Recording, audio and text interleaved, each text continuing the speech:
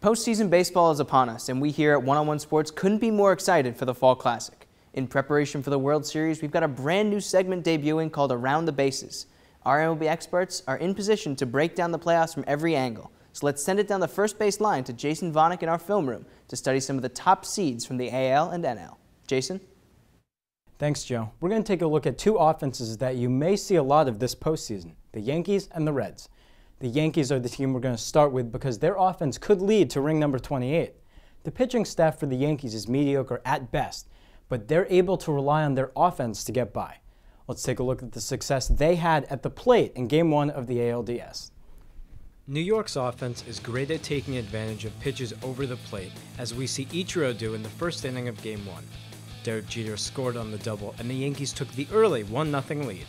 The Bombers led the majors in home runs this year, and they picked up right where they left off in the postseason. Russell Martin hits a hanging fastball from closer Jim Johnson out of the park to give them the lead. Later that inning, Robinson Cano hits one right down the pipe into left for an extra base hit.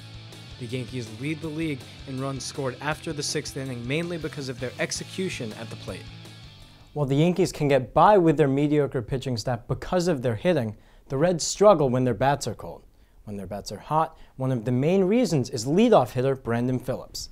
The Reds had the worst offense in the league in the month of September and less than 5 runs in each of their last 10 regular season games, but they picked up the pace this postseason with Phillips at the helm. In the first 2 games of the NLDS, they averaged 7 runs per game. Phillips hit just 198 in September while the Reds' offense struggled, but in the first 2 games against the Giants, he went 5 for 10 with a home run and 4 RBIs. Cincinnati's second baseman is a crucial part of their offensive success and helps get the rest of the hitters going. If Phillips can keep this up, his team will be giving high fives throughout the month of October. As we round first and head for second, we're going to send it back to the studio with Ben Naughton. Ben? I'm Ben Naughton, rolling a pair up the middle with regular season stats that will convert over to postseason success. The first is the percentage of games won by the starting pitcher out of all decisions. Obviously, you need to go 5+ innings and have your team be up to get that W at the end of the game, and that will it's huge for a team to be able to do that in the regular season and for the pitchers to show longevity in the game and both later in the postseason. The second, quality starts. Great example of that is Justin Verlander. He had 33 starts in the regular season. 25 of them were quality. You need that going deep into the postseason. Gives your bullpen a rest, shows your pitchers can battle out of certain situations. I'm going to toss it on over to Kurt, who's at third base.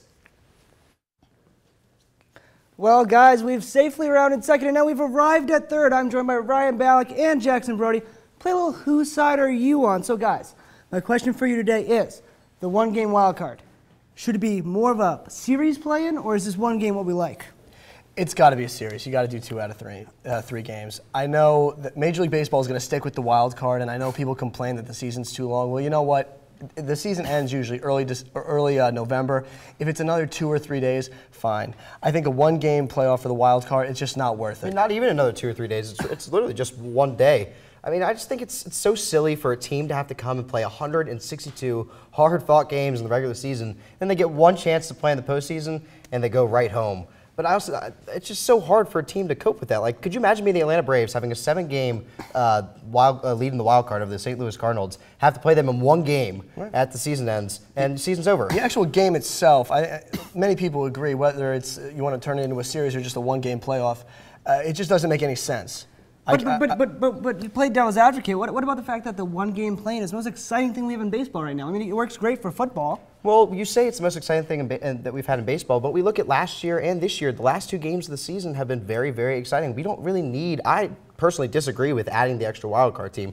I think it just adds more. I just think baseball's saying one extra game besides the last month, the last week of regular season play. They need that one extra game to drive those ratings. It's almost as the playoffs are right there. It's almost as if the wild card chase doesn't even matter between the top 2 teams anymore. It takes so much excitement out of the game. But before this, at the end of the year, it was always a drag because you already know who won the divisions. You already had all that set. This brings some new excitement to the final few games here, guys. But yes and no at the same time. It just depends from season to season. But I think, in general, the season is far too long, and extending it is just going to make things worse. It's only one game, and it's more exciting.